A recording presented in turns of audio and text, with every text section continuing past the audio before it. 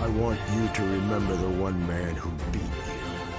If I allow myself to go down into that place, I'll never come back. I am vengeance. I am the night. I am Batman! And here we go. All right. Well, folks, welcome back to another episode of the Batmen Who Pod. This edition. Wait, hold on. What? I gotta switch my background. Sorry. This fucking guy, man.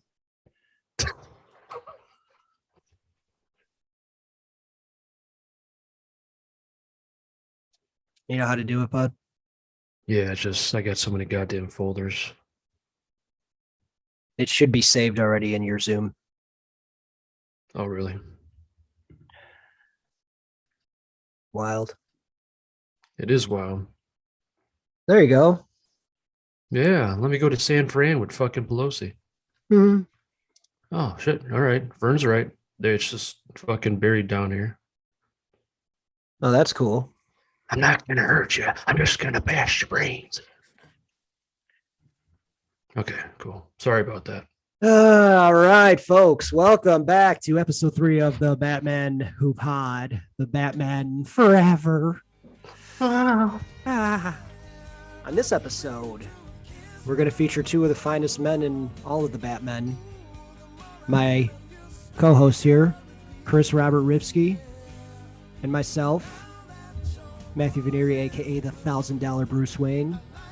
Bruce is a billionaire, and on a good week, maybe I got a couple grand in the bank. Rob, how you doing today? Objection hearsay. Sorry, I watched too much.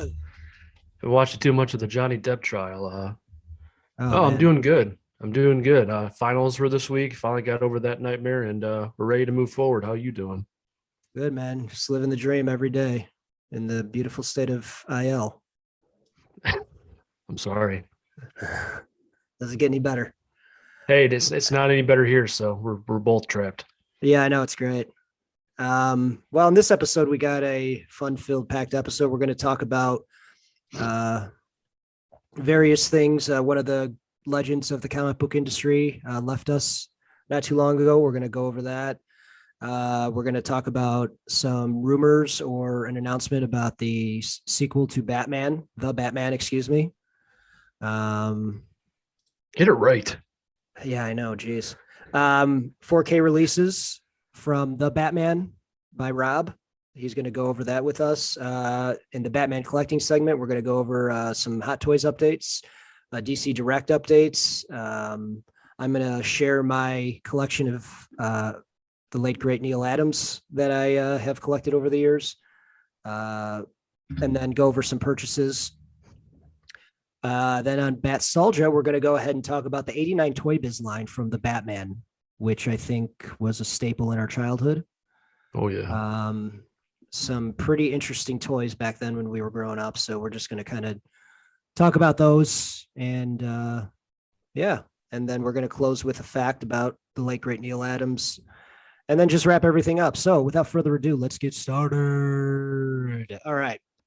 I don't know, Rob, what was it? 2 weeks ago now, we lost one of the greats. I think it was 3 weeks ago. Yeah, one of the greats in the comic book industry, Mr. Neal Adams.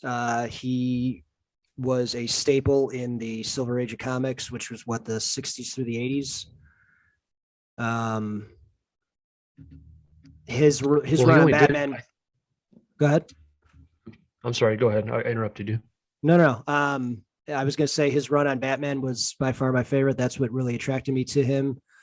He did actually some work on Green Lantern. He did a lot of DC work.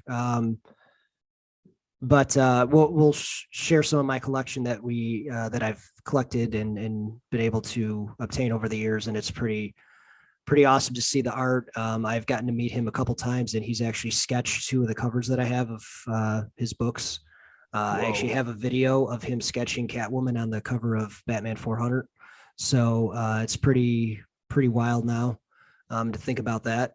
So we'll show that. But yeah, he was just influential part in the Batman series and art during that period, and even now. And there's so many artists today that will take his work and give their take on it, and he was beloved throughout the industry and a genuine guy. He was always a jokester whenever I met him. So, but yeah, Rob, what do you have to say? Coming from an artist yourself, losing some guy like this is got to be tough. Yeah, he is a staple in the industry for sure. And what he was able to do was, when Batman was at a time where it was campy and goofy, he was able to bring it back and make it more darker, more serious. You can take the character more serious because the way things were going, it wasn't looking good for Batsy. So he was able to ground the character, more realistic storytelling. In regards of conventions, every time I went to you with you to a convention, he was always there, of course. And I remember one thing that stands out. I can't remember if I was with you. Yeah, I was with you. We walked past his table, and he had one of those prints of the Joker with his hands up with the blood. And you look at me and you go, "Man, that's fucked up." But and I just feel so stupid because for so many years, like I just kind of walked past the table and I never picked up anything because he had like a premium price and I was kind of on a budget at that time. Yeah. And it's one of the things I should have always picked up was a print signed by him. And last time San Diego Comic-Con was here, he had something I really wanted. He actually, he does sketches the day of conventions. Ironically, he had a Batman Who Laughs sketch, I think done. It was sketched and inked.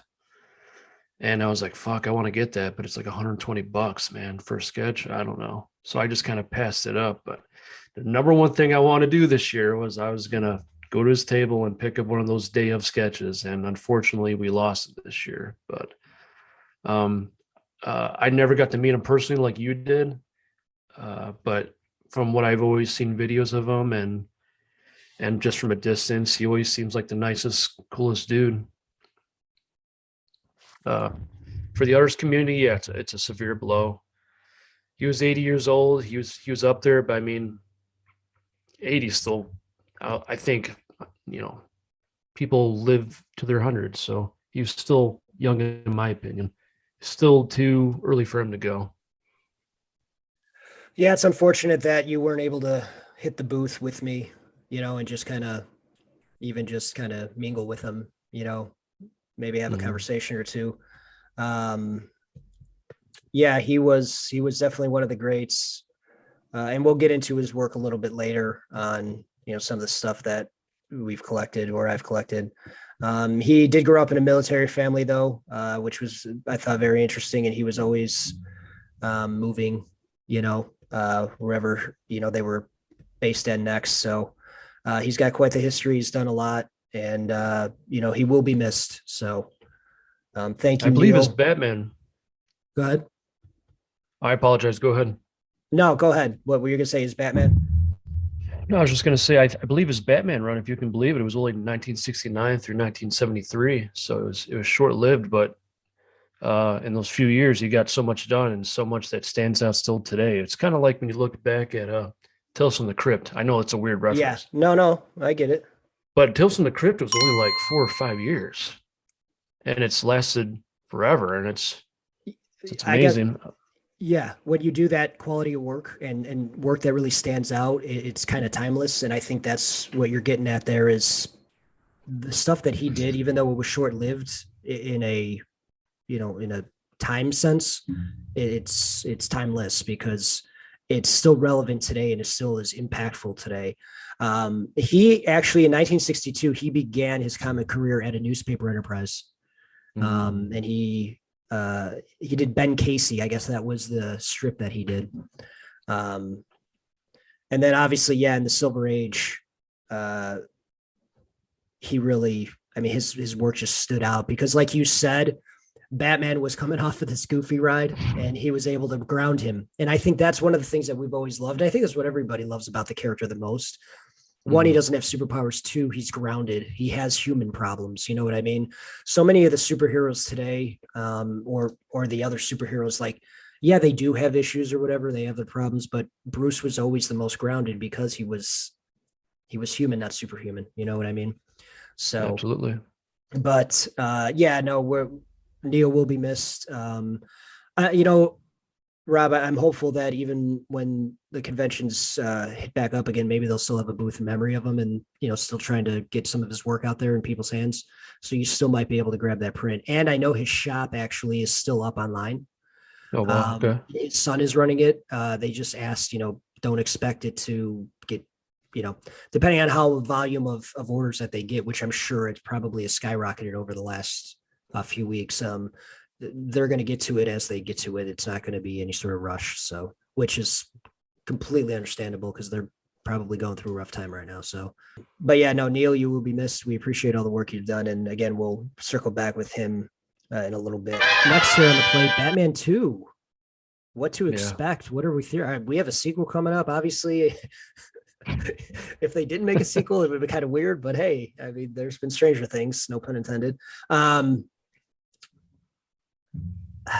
I think personally, I think we're going to go ahead and we're going to get more of a Bruce Wayne in this one. I think it's going to be him channeling that he doesn't always have to be Batman to get the answers. I think you're going to start to see the Telltale Games version of Batman, where it's a split between Bruce and Bats. I personally want him in the suit more. You know, I mean, as we love the Dark Knight trilogy, right? I think everybody does, but I would still I even wanted Bale more in the suit, you know, I want like 20 minutes of Bruce Wayne, and I want, you know, 2 hours of Batman. So I don't know. What do you think? Have you read anything? Have you seen anything? I haven't heard Obviously, anything, we're going to get the Joker, right? But we hope that it's the Joker in our Arkham kind of being the puppet master for everybody else, but we'll see. Yeah. I haven't heard anything about it. I think it was just announced just a few weeks ago. They're probably thinking, man, this, of course, it's Batman. It did good. So we're just going to greenlight it right away.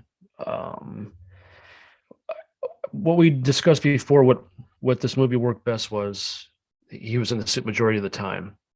And I feel moving forward, I want that again. Maybe even less Bruce Wayne, you know, because all due respect to the man, it's just like after a second watching, I still not really Bruce to me. Maybe because he's in that younger stage or whatever, you can say that. But I really hope in the second movie, I want like an opening scene of like Winter Soldier. I want him, you know, like Winter Soldier, he's on the ship and he's, you know, I just love that long shot of him running down the ship. Like that action scene. I want like a scene like that to open up the movie, to show you that it's been like 5 more years. He's in the middle of combat or whatever. And that'll be interesting, right? Because I think I said before, what if they just jump like dramatically like 5 years at a time? Unless they really want to milk it, right? And they want to make like 7 movies. You know, here's what I don't want, and tell me if you agree or not. I don't want another I'm struggling to be Batman. I don't know if I want to do this anymore. I don't want that shit anymore. I want it to be, he knows what he's got to do. He's got to be Batman. All right. Yeah. Let's skip that, because even we'll go into Spider-Man too. Spider-Man went through it. How many times? Oh man, I don't know if I want to be Spidey anymore, because I want to fall in love and I want to be able to do this. Like, dude, we know you're not going to do it. You're going to figure out how to do both. Yeah. Let's not do that. And this is just my opinion again. I want an opening scene of him in Arkham rolling a prisoner in. Okay. All the prisoners running around, just bad mouthing him, saying, as soon as I get out, Bats, I'm going to kick your ass. You know, shit like that. Hey, boss, you're here. We're all back together. Hey, it hasn't been the same without you. See that, Batman? That's loyalty. You must be proud. And then all of a sudden, one of them maybe gets out or something. He's got to take him, or he's beating ass. I guess Scarecrow gave you the slip. You broke my wrist for... Oh! Yeah, I just want something. I agree with you as far as like a chaotic opening scene of him just beating ass like Captain America did in Winter Soldier in the beginning there on that ship. So yeah, but as far as I don't want him to ever question being Batman. I think that we've done that enough. He's a man of confidence. He should never even second guess himself. Well, because remember, even in the Dark Knight trilogy, at the third movie, he's like, I'm beat up. I don't want to do this. Oh shit, I got to do this. I don't know. I don't want to see that anymore. I hate because it wastes a good 20 minutes, 15 to 20 minutes of it could be him in the suit doing something else cool, but I don't know. That's just me. Yeah. One of the things that people hated about Rises was I don't think he's even in the suit until an hour in the movie. Did you agree? Did that ruin the movie for you? I still love the movie. Yeah. It didn't ruin the movie. I don't think it's just so well put together regardless. Yeah. But I felt like it was meant for to build it up for him being back in there. Yeah, I mean, if you're going to nitpick the movies now, then yeah, maybe that's the one thing I would change is that beginning is where he's just back. He knows he's already gone through the crap and he's just like, yeah, no, I'm Batman again. I hear, let me beat up some of Bane's henchmen right away, So, I love Rises though. I think it gets a bad rap. It's a great fucking film. It's a great film. Bane is so awesome. I guess, talking about Batman 2 now, what do you want to see as far as villains? Are we trying to stick with one? Are we going to have the War of the Riddles? Oh man, it almost seems like since they're not going to kill anybody, that they're just going to keep building these characters, and maybe it's going to manifest into something huge, like a finale almost. Rogues Gallery. It's going to be the Sinister Six of Batman. Yeah, but this time they'll actually execute the Sinister Six. Oh man. All right, yeah. So I mean, obviously, we'll keep everybody posted as news comes out. It's probably going to be a little bit, but San Diego Comic-Con's coming up in July? Yep, middle of July. I'll be there. I could guarantee you that you should probably have some news while you're there of something. But actually, continuing with the Batman, you did receive the 4K Blu-ray in the mail, Steelbook, super fancy. Were you able to sit down and watch it? I did the same day. What are your thoughts? Give us the review. full on review. Rob's reviews today on the Batman Who Podcast. So second viewing, still not a perfect movie, of course, but there is some things I caught. So that opening scene, it's still awesome. But what I noticed was, that badass scene where he's coming through the shadows with his boots. The Darth Vader walk up.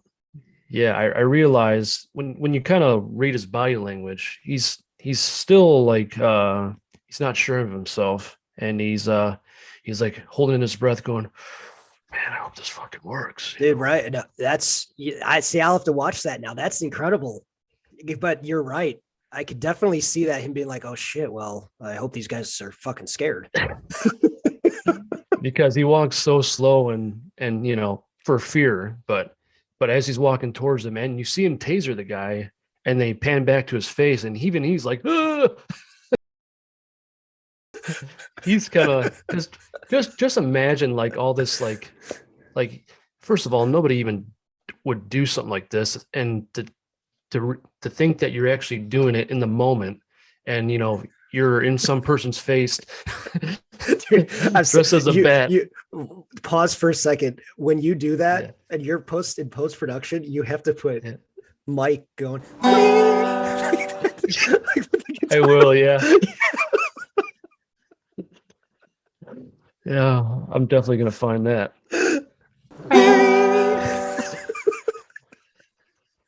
Oh, I know you've seen a lot of fucked up things in this life, but have you ever seen Batman, cross-eyed Batman play guitar? Well, here's to you.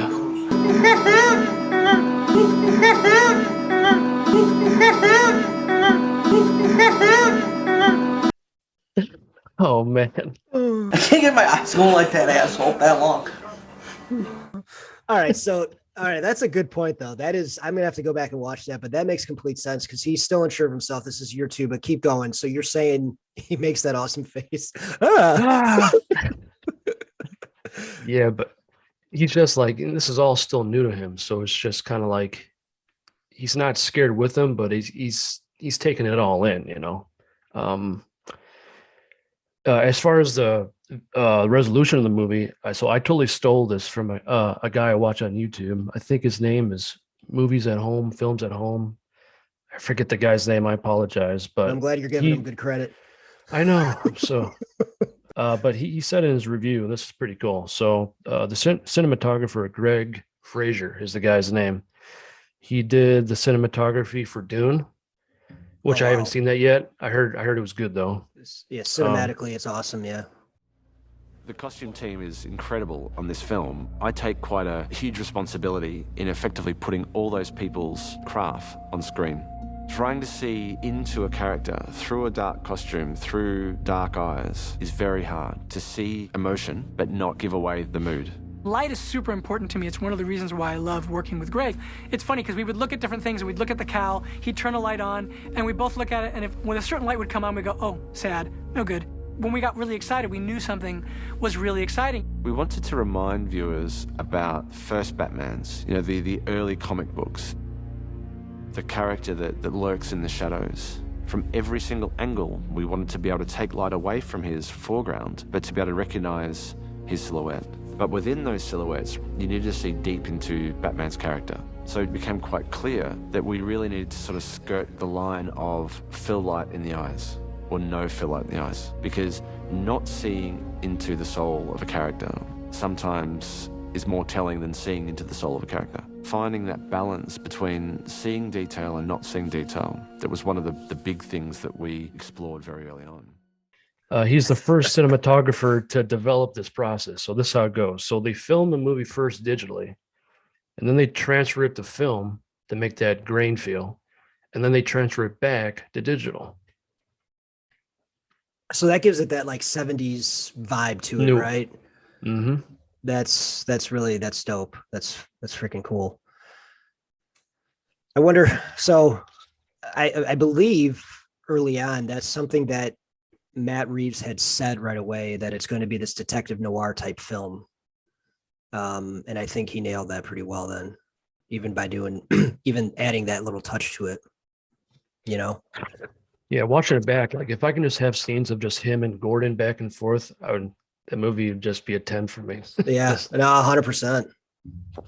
Because you can take out Catwoman, honestly, and and I'm still not really fond of the Gimp Riddler from Pulp Fiction, but no, for sure he did. I remember when you said that, I was like, you're not wrong. He does definitely look like the Gimp. But if anything, it works out for the third act, right? Because anybody can be him, so you got that going for it. So if it was just him without a mask, you couldn't pull off that third act with all his henchmen or followers. This guy's got 500 followers.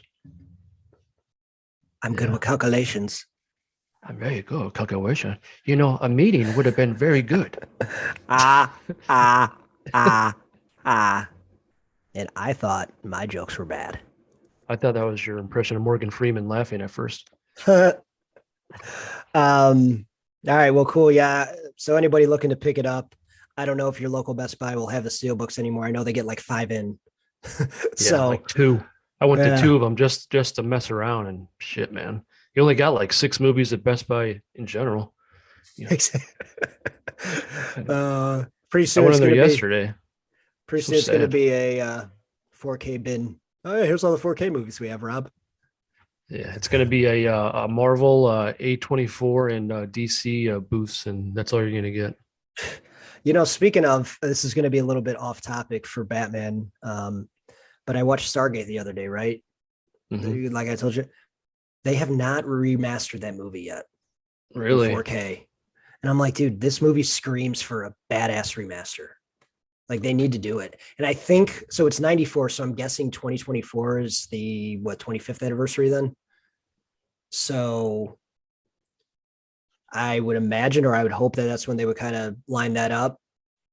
But anyway, yeah, it still looks good today, but I can't imagine with a really, really good remastered version in 4K, that movie would be awesome. But anyway, back to Batman. So yeah, you can try your local Best Buy for just a regular edition, or if you have HBO Max, you can watch it on there. All right, we're going to move on into our Batman collecting segment. Rob, there was a bit of a Hot Toys Batman figure update, right? Yes, sir. Woo! So it looks like the chest plate is actually the removable Batarang now. Yeah, I can say it all for you right here. So okay, cool. There's 1, 2, 3, 4, 5 things that they've changed. The first one is they updated the hair sculpt. So if you're really going to display him without a mask, all three of you, you can you have a new hair sculpt. Yes. So we got additional interchangeable hair sculpt for alternative styling. So it could be messy or it could be parted. Yeah, right. And what was it, parted for like 2 seconds in the funeral scene? Like 2 minutes. Yeah. So they're doing it so you can buy like just a regular body and then suit him up, and then have Bruce Wayne. I'm guessing that's why they're doing it. No one's really probably. I actually think he looks pretty cool with the eye makeup on without the mask. I think it's just it looks cool. I wouldn't display it that way, but it is definitely a cool portrait. But yeah, I mean, that's why, they're going to give you that regular Bruce Wayne head. So, because there's a lot of people that'll buy the regular Hot Toys bodies and put, a suit on it and then they have it. Yeah. So, in my opinion, I feel that all the sculpts look better than he did in the movie. That's a terrible thing to say. I wish they would have give the head sculpt with those bizarre sunglasses he wears when he's like wakes up with Alfred. He's like, "What are you doing, man?" And then he like puts on these like bizarre glasses. And when he's eating his 2 grapes, that's his meal for the day. Fresh grapes or fresh berries, Alfred says. Caesar's like, fresh berries. Fresh berries here for you, bats. That'd be great if Alfred just called them bats. Was that your Jack Nicholson impression? Yeah. I'm not gonna hurt you. I'm just gonna bash your brains out. So we got the hair for you few out there. Then we have the Bruce Wayne. His eyes are you have the ability to roll his eyes around. Woo! And then we have die-cast material to replace the original design. I'm guessing that's the bat emblem on his chest. Yep. And then updated body physique and bat colors. I think I made a comment to you before that the colors are kind of off. Yeah, and I think they got enough feedback. Probably. I don't know how the whole process works. I think I kind of remember where they get the digital images of, from production, and then they're able to, replicate it the best they can. So I don't know what happened. Again, that's just a prototype of it. So they obviously are consistently making changes, but there was a lot of changes right away. So they must have definitely listened to the community. So, I mean, we're looking forward to that figure. Obviously, we still have like 17 years before it comes out, but hopefully it makes it out by the second movie. And then he'll have a new suit. Right. So they'll come out with the DX22 then of him with a bowl of berries and glasses. That's the Bruce Wayne edition. And then that awful black, like one piece outfit pajamas that he had too. That he's wearing in there.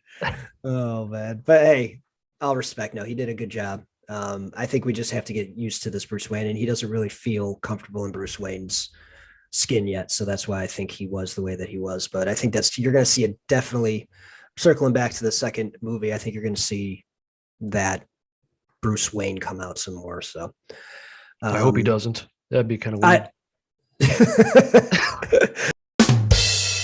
So, Rob, you have some updates on a DC Direct Greg Capullo Black and White Series statue, the long-awaited pre-order. Yeah, it was supposed to come out last year, but with the times we live in with COVID, it's been on hiatus forever. But one of my favorite covers ever. It's based off the Court of Owls. I can't see it here, but I'll put it in post-production. It's the owl bat, right?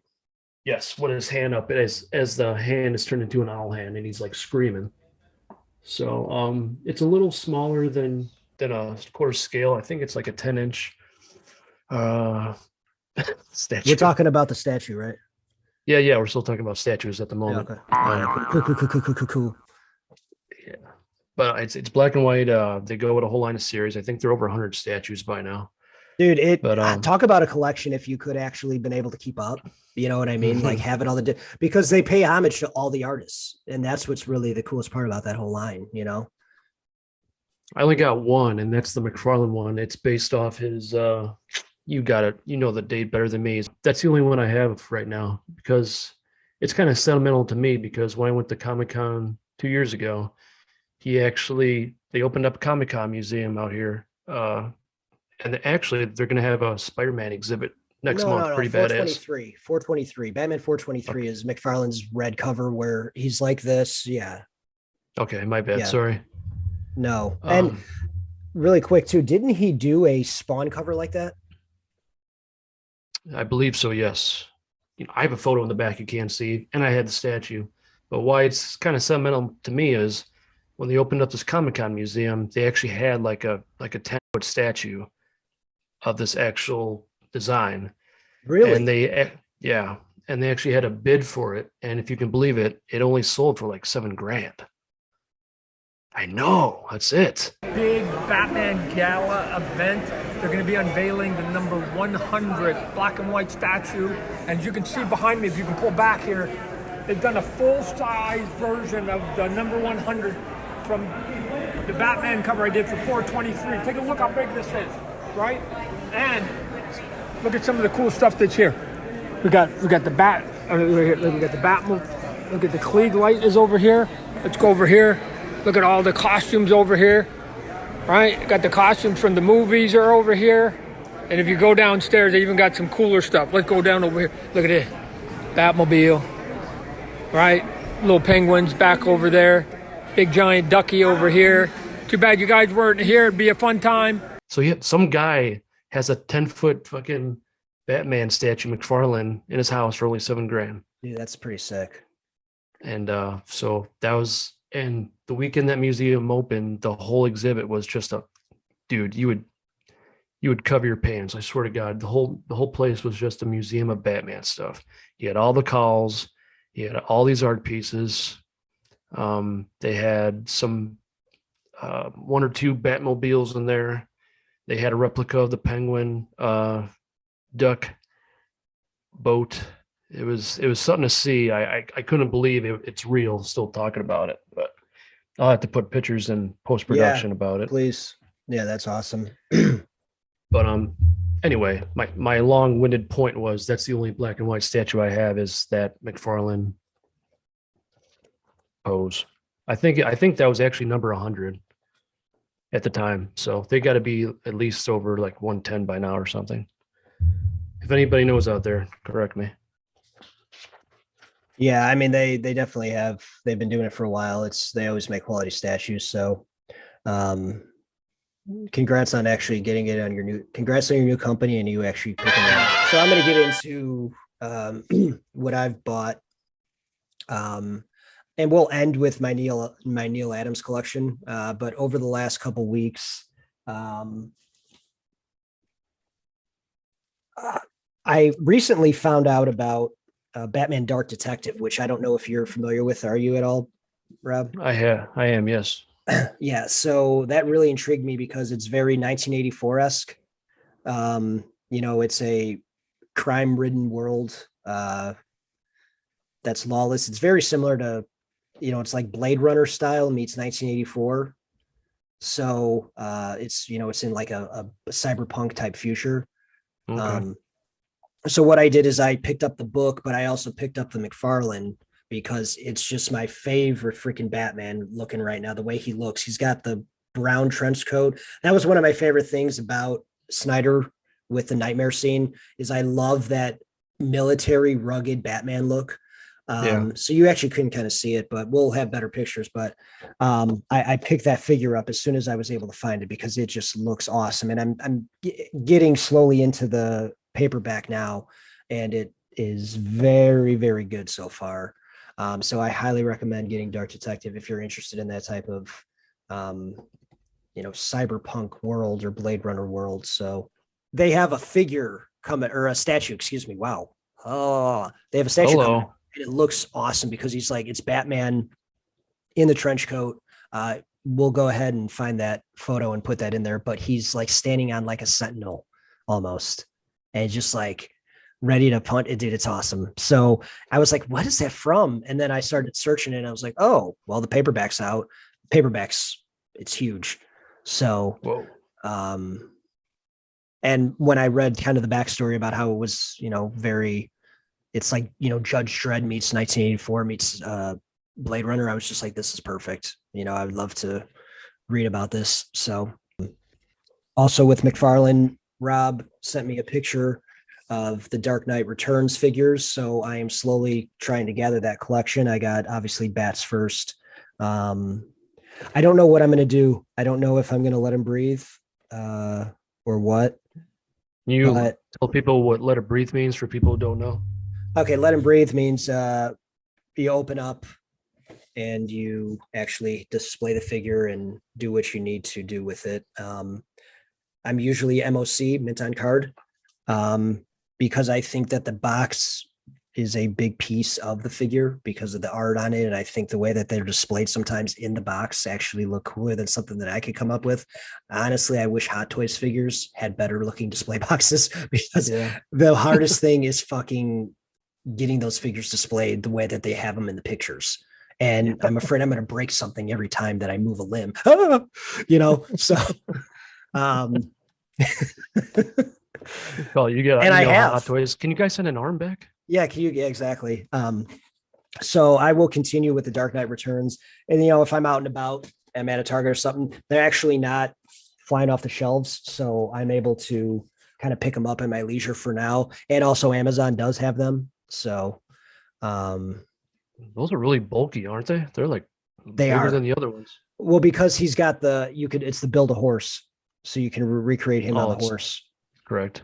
Yeah. Yeah. And continuing on, I also did pick up this beauty. What is it? I don't know if you can see it here. The Art of Batman. Nice. That's it doesn't look bad right there. Yeah, so this is really cool. I'm a sucker for all you, and I think you are too. Just looking at stuff that you may look at once or twice, but every once in a while you just pick up the book and find something new in there.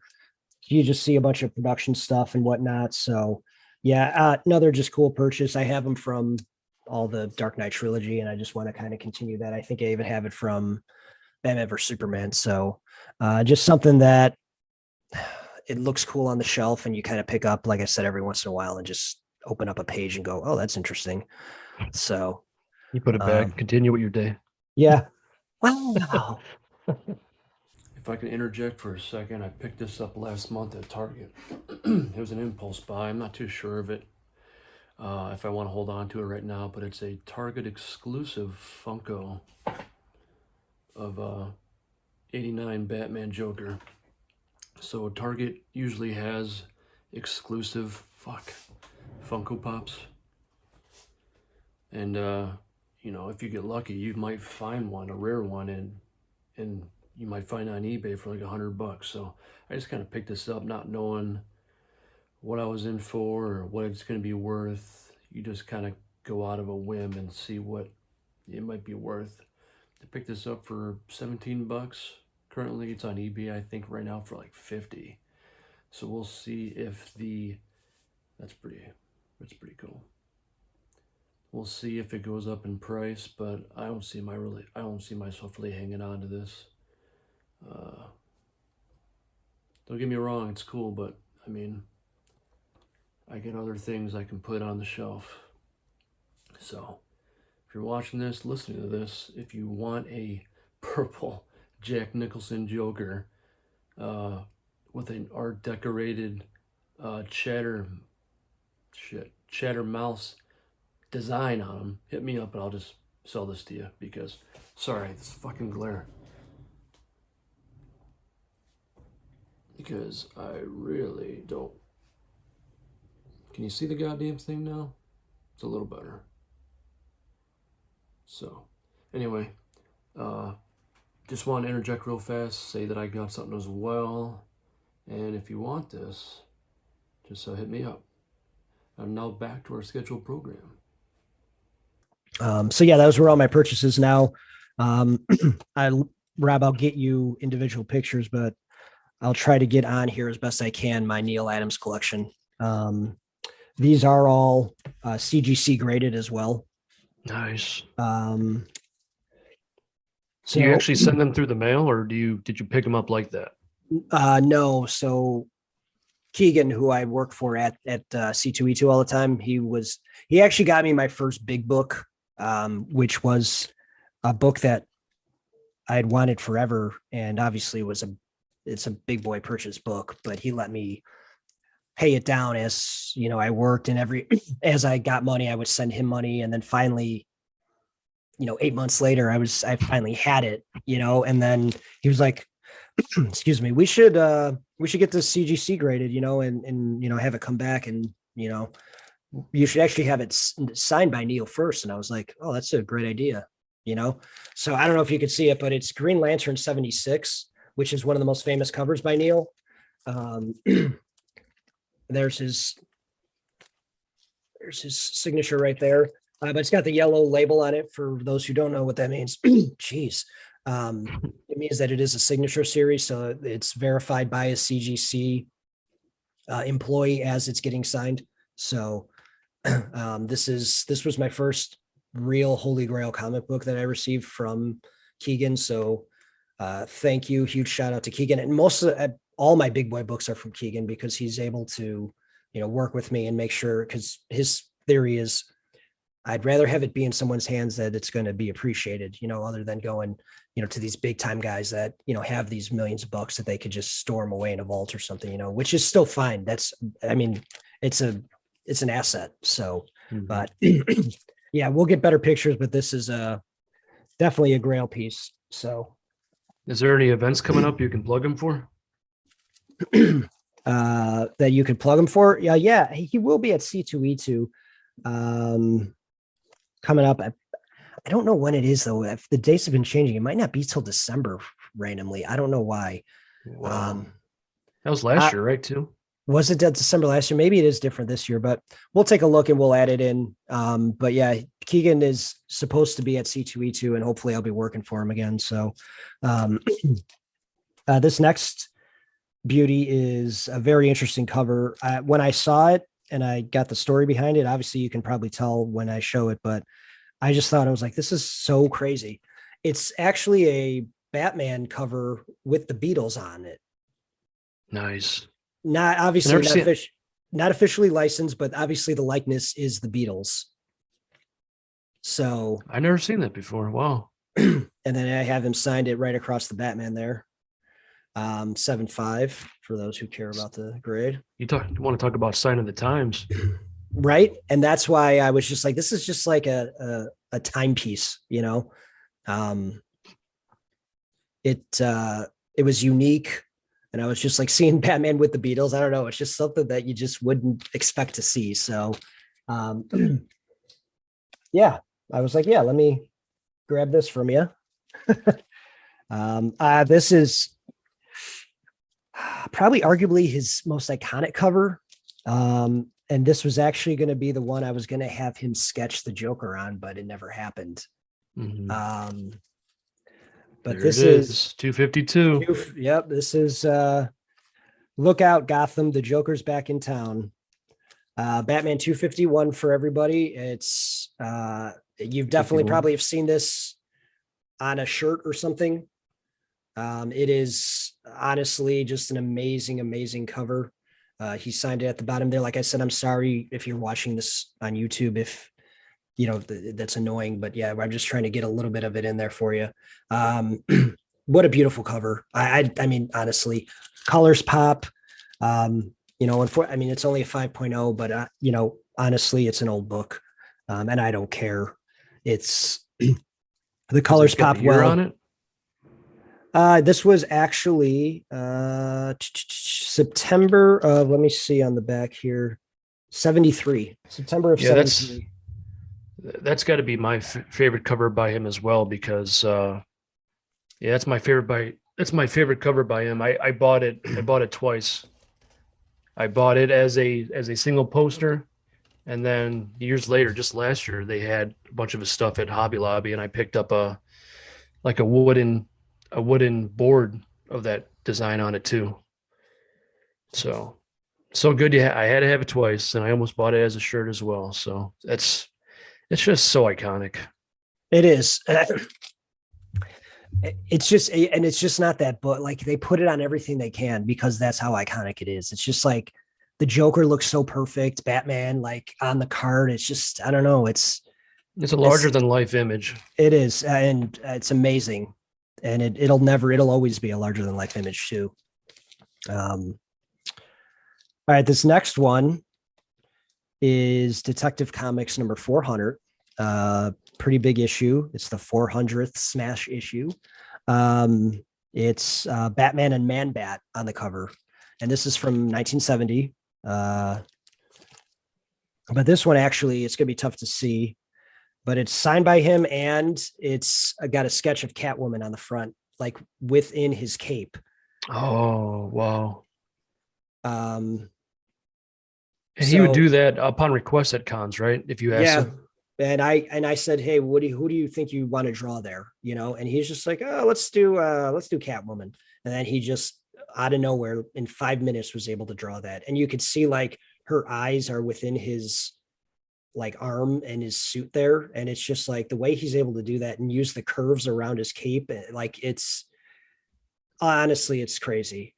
And it's one of those things where I'm just like, dude, I can't believe I have this, you know, and I have this on video of him sketching this live. So, but yeah, this is a pretty unique piece. So, I always wanted the Batman 400 just because Man-Bat's pretty awesome. And it's just like, it's another like iconic cover. It's just, you know, the two of them looking over the city flying almost. So, yeah. That's something I forgot to mention too. And I got to say this before I forget. Neal Adams was actually the creator of Man-Bat, and Ra's al Ghul. Yep, Ra's al Ghul. That's right. That's a great call, man. You're right. It was, Ra's al Ghul, Man-Bat, and John Stewart. Mm-hmm. So, yeah, we can't say enough good things, honestly. And finally, go ahead. My Neal Adams fact at the end of the show will reflect on what I just said. So something to hold on to there. All right, cool. Yeah, we'll circle back to that. Finally, we'll wrap this segment up here, but this is my favorite and another iconic cover. This is from December of 1970, Batman 227. And it's actually sketched with bats on it. So is the sketch on the left? Yeah. It's in the moon almost, kind of. You know, see how he used that? It's got the silver lining on it. And he used the pointy bat ear in the A. Did you see that? Oh my God, that is badass. So yeah, I mean, it's this cover is just awesome. It reminds me of like Pirates of the Caribbean meets Headless Horseman type thing, you know, like, and he's just like, you know, the shadow of bats in the background. And it's just so awesome. Again, I will get better pictures, but yeah, this is the big piece for me. It's crazy. And it's got bats on it too. And that just makes it that much better. But again, wrapping up, that's my favorite one, but I really wanted him to do Joker on 251. But you know, obviously everything happened. Out of that collection, which one would you say is worth the most currently? Ooh, you know, I haven't looked up values in a while. Green Lantern 76 has always been a book that's been hot no matter what. Like it's just 251 goes here and there. So that final one, 227 is always a very hot book too. But the problem with that one is we were unaware when we purchased it. And when I say we, I'm just talking about Keegan because I got it from Keegan. CGC, it has a purple label. It has a yellow gold label for Signature Series and Sketch, but it also has a purple label because it says that it was restored because small amount of color touch on the cover and all 3 edges of the cover were trimmed. We did not know that at the time. We didn't look at the book close enough. And they trimmed the book, we're guessing, obviously, because they may have been frayed a little bit. So they tried to get away from it. But I mean, CGC is so good at what they do. That's why they do the things they do. That's why they're so high up there, is because they notice those things. So, so it's not a perfect book. But it is, I'll live with that. It's a small mistake, but I mean, the important part is obviously the sketch, but the cover itself, so. I would have never knew if you didn't tell me, honestly. Yeah, right. Exactly. And we didn't know when he had it. He bought it from somebody. He didn't even know, he wasn't paying attention, and he didn't really even, he actually, wanted it. He was like, yeah, well, I'll get this. And that's the thing with the industry too, is you buying comics from people, like you're going to miss some things here and there, and it's very small edge trimmings. So, but yeah, that'll wrap that up. So that was my Neal Adams collection. I'll get better pictures so that they're, very clear so that people can look at them whenever. But, all right, we're going to move on into Batstalgia. We're going to talk about the 89 Batman Toy Biz line. Rob, what are your memories of that line? Anything? Batman's battle against crime never ends. And now you can bring the action home. Batman, haha, you missed. Yeah, but I only missed once. You can't escape Joker. Just watch if you can.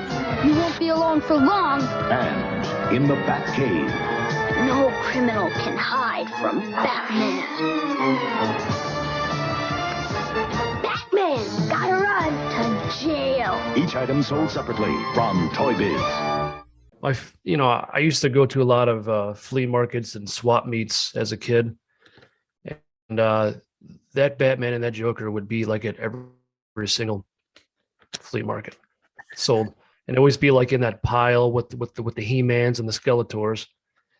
Yeah, and the paint back then wasn't good because like it was always beat to shit, and I never was able to, movie came out when I was 3 months old, but I was never able to see it in the actual package as it came out. But man, for years after that, for years and years, it was at every flea market and swap that I would go to, and even garage sales.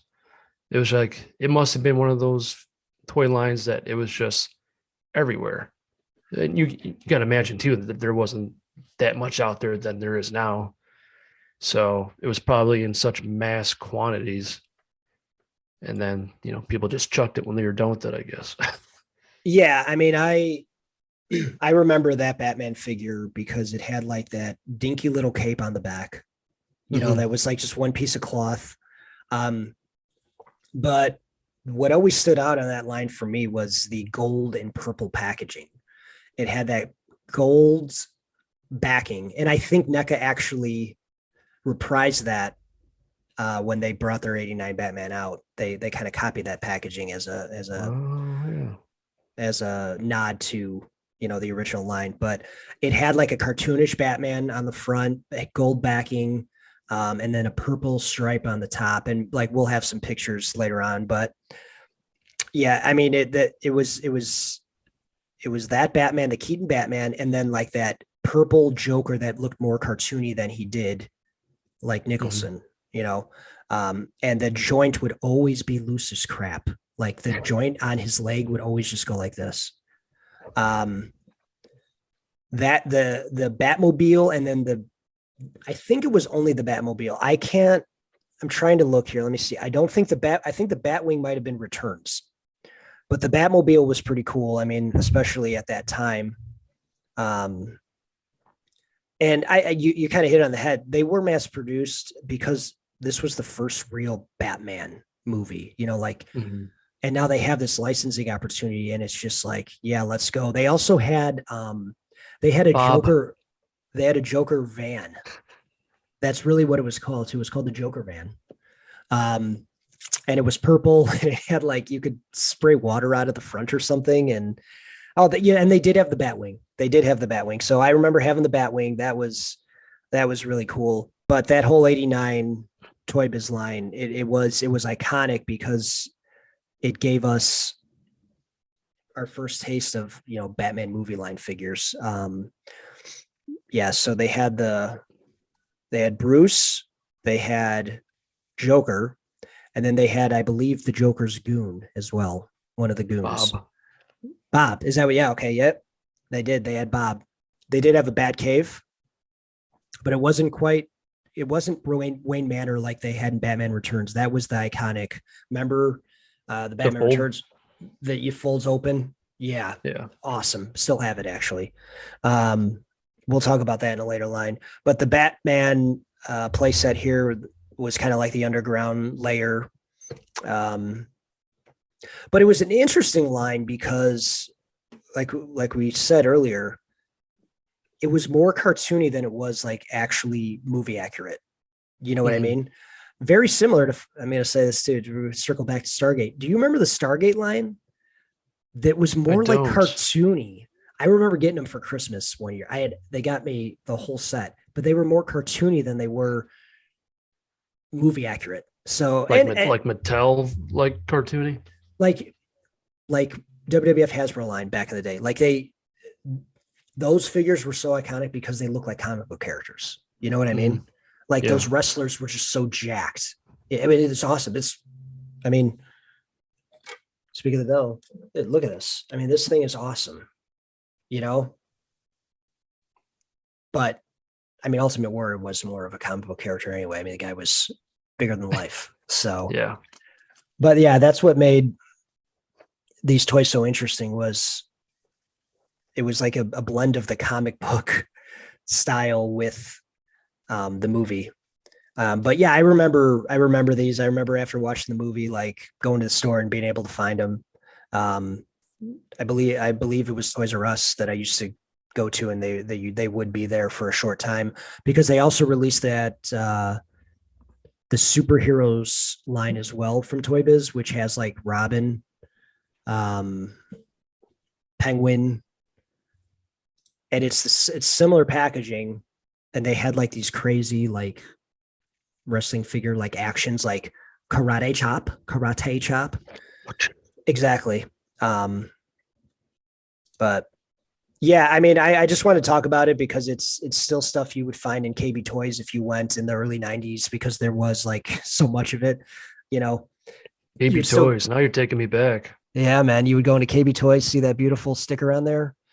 I always had that fucking electronic dog inside the circle, always running into the wall. Yep. Yeah, man. See, those are the days, man.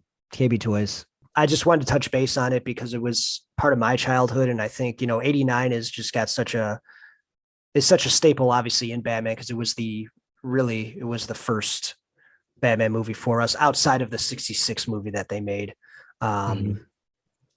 But yeah, folks, we'll go ahead and upload the pictures so you guys can see some of the collection. There's a lot of good stuff there. Like I said, the Robin was funny because it had that danky ass cape on there too.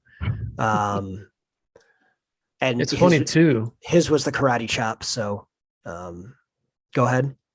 It's funny too, because, when that came out, like you said, it was a staple and that was the first of its kind. And there was only a few figures, right? Like the 3 or 4 figures for that. Yeah, exactly.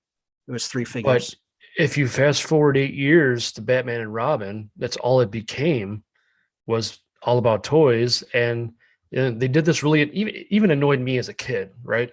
Like you would have all these extra figures that weren't in the movie, but they would just make alternatives just to sell a toy, like fucking Batman with a blue suit glider, Yep. The scuba gear Batman. Yeah. And we'll get into that. We'll go through all the movie lines, but I mean, that's a great point. Like I had them all, but it was just like, dude, this guy never even wore it in the movie. And that's what was crazy about the 89 line is because they really just put the characters in the suits that they were in, even though they were more cartoony, like there was only that one Batman. So yeah.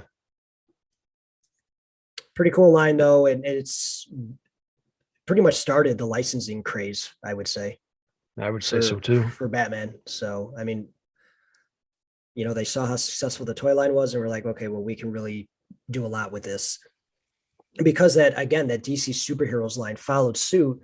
You had Penguin, you had Robin, you had, I can't remember the rest of them.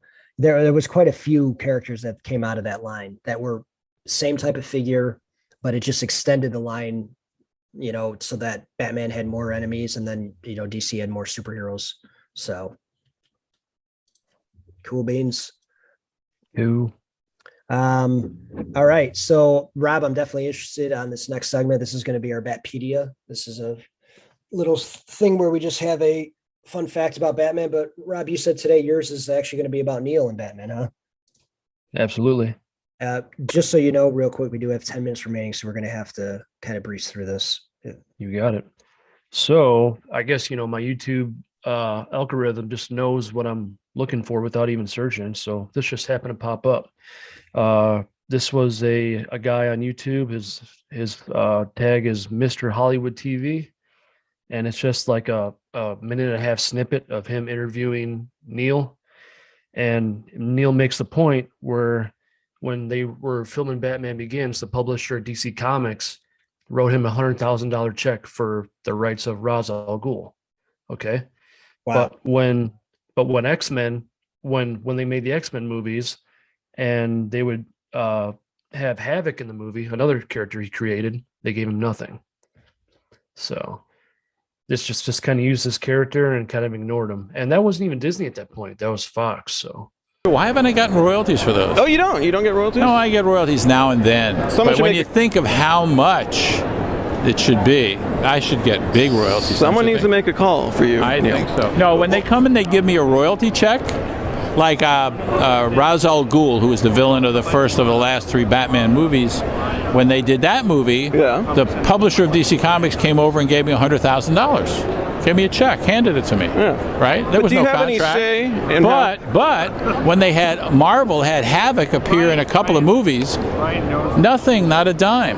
Now why is that? I created Havoc because they're a bunch of jerks over at Marvel. I know I'm not supposed to say that, but you know what? DC Comics, $100,000. Marvel, nothing. Well, that doesn't seem right. It doesn't seem right to me. No. What is it about DC that's so nice and so bad about Marvel? I don't get it. I don't know either. I don't know. Maybe it's Disney. Huh? That's wild. So the difference between studios right there. Wow. Yeah, that's a fun fact. I had a lot of fun with that fact. That's a shame though. That's a shame that he didn't get. I feel like that happens quite a bit in the studios though, where the right people aren't getting credit sometimes. I'm talking like artists or original creators of these characters that are making bajillions of dollars for these studios now. It is pretty rotten. Can you imagine someone taking credit for your character that you made and you don't get a dime? That is just rotten to the core. Yep. Yeah. All right. Well, that's a fun fact there. I have something. I just want to go over kind of his facts about the awards that he kind of won, because that's interesting. He had quite a few. He won in 1967. He won the Alley Award for his for best cover for the first Dead Man cover. So that's pretty cool. He won Shazam Awards in 70 for best individual story. In 71, he won an award for favorite pro artist for his work on the Green Lantern. 76, actually. He won an Inkpot Award in 76 and was voted the favorite comic book artist in 1977. In 1985, DC Comics named Neal Adams as one of the honorary members or honorees in its company's 50th anniversary publication. And then he was inducted in the Eisner Award Comic Book Hall of Fame in 1998. So he is there, which is awesome, and rightfully so. And then he was inducted to the Harvey Awards Jack Kirby Hall of Fame in 1999. And then finally, in 2019, he was inducted in the Inkwell Awards Hall of Fame for his lifetime achievement and outstanding accomplishments. So very good. I hope there's, even more that he can be a part of. So, once again, we appreciate Neal and all he did for the industry and for, the fans, and he will be missed. But that about wraps it up for me. Rob, do you have anything in closing? If you guys are interested at all in, Batman prints, I do have a Instagram account at Chris Ripsky Art. If you guys are interested in any Batman prints, also going to have a lot of time on my hands now because thank God finals are over. So I'm going to be whipping up a whole lot of new stuff. So if you guys want to head over there, see what I have to offer, you can always DM me. And if there's something you like, I can print you out something for a pretty decent price. But that's all I got, Vern. How about you? I do not draw. I attempt to, and it's not good. So you cannot find me on Instagram for that. No, check out Rob. Rob, we're going to go ahead and post links to your accounts somewhere in the description and or even right on screen. But yeah, that's all I got. I appreciate you taking the time out. It was a fun-filled episode. All right, so remember, when that bell notification hits, it's just not a conversation. It's a podcast. That'll wrap, folks. Rob, thank you. We'll get this up as soon as we can. Take care, y'all. Thank you, Peace. Vernie. See you guys.